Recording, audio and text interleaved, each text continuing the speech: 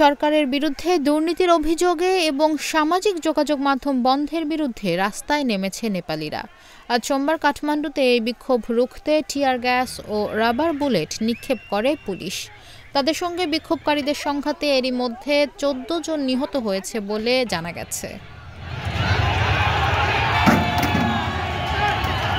Himalayan post বলছে, সোমবার কাঠমান্ডুর new বানেশ্বরে চলমান বিক্ষোভে অন্তত ৮ জন জেনজি বিক্ষোভকারী নিহত হয়েছে। প্রাথমিক প্রতিবেদন অনুযায়ী তাদের মধ্যে ৫ জন ট্রমা সেন্টারে, ২ জন সিভিল হাসপাতালে এবং ১ জন শ্রীরামঙ্গলের কাঠমান্ডু মেডিকেল কলেজে মারা গেছে।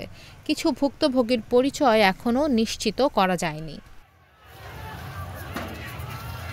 এছাড়া শত শত বিক্ষোভকারী, সাংবাদিক ও নিরাপত্তাকর্মী আহত হয়েছে এবং রাজধানীর বিভিন্ন হাসপাতালে তাদের চিকিৎসা চলছে। এদের মধ্যে অনেকের অবস্থা আশঙ্কাজনক বলে জানা গেছে। এদিকে সংবাদ মাধ্যম কাঠমান্ডু পোস্ট বলছে, বিক্ষোভকারীদের সমর্থন দিচ্ছেন নেপালের তারকারা। এদের মধ্যে রয়েছেন তারকা অভিনেতা মদন কৃষ্ণা ও হরিবংশ আচার্য।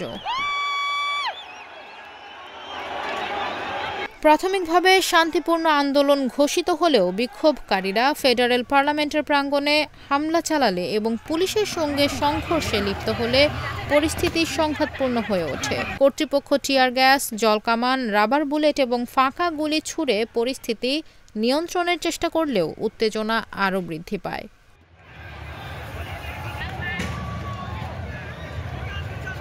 সংঘর্ষের পর কাঠমান্ডু জেলা প্রশাসন অফিস, বানেশ্বর, সিংহাসন, নারায়ণহিটি এবং আশেপাশের স্পর্শকাতর সরকারি এলাকায় কারফিউ জারি করেছে। বার্তা সংস্থা রয়টার্স বলছে, সামাজিক যোগাযোগ মাধ্যমে ভুয়া আইডি খুলে মিথ্যা তথ্য ছড়ানো হচ্ছে দাবি করে এসব মাধ্যম বন্ধ করে দিয়েছে নেপালের সরকার। দেশটির সরকার বলছে, এসব আইডি ব্যবহার করে মিথ্যা তথ্য ছড়ানোর পাশাপাশি হিংসাত্মক মন্তব্য প্রচার করা হয়। এতে বেড়ে যাচ্ছে অপরাধ। এ কারণে ফেসবুক, ইউটিউব, এক্স ও হোয়াটসঅ্যাপের মতো সামাজিক যোগাযোগ মাধ্যম বন্ধ করে দেওয়া হয়েছে। हाम्रो नर्मल लाइफमा त इफेक्ट गरेर नै रहेछ अहिले पनि हैन। अब मेसेज गर्नु पनि हामी इन्स्टा नै युज गर्थ्यौँ साथीहरूसँग यताउता। अब এরপর বিক্ষোভে রাস্তায় নেমে পড়ে জনতা। তারা সবাই পার্লামেন্টের আশেপাশে জড়ো হতে থাকে। তারা যাতে পার্লামেন্টের ভেতরে প্রবেশ করতে না পারে সেজন্য সেখানে ব্যারিকেড দেওয়া হয়। সেই ব্যারিকেড ভেঙে ফেলে তরুণ বিক্ষোভকারীরা, কিন্তু তাদের পার্লামেন্টে ঢুকতে বাধা দেয় পুলিশ। এরপর সেখান থেকে সরিয়ে নেওয়া হয়।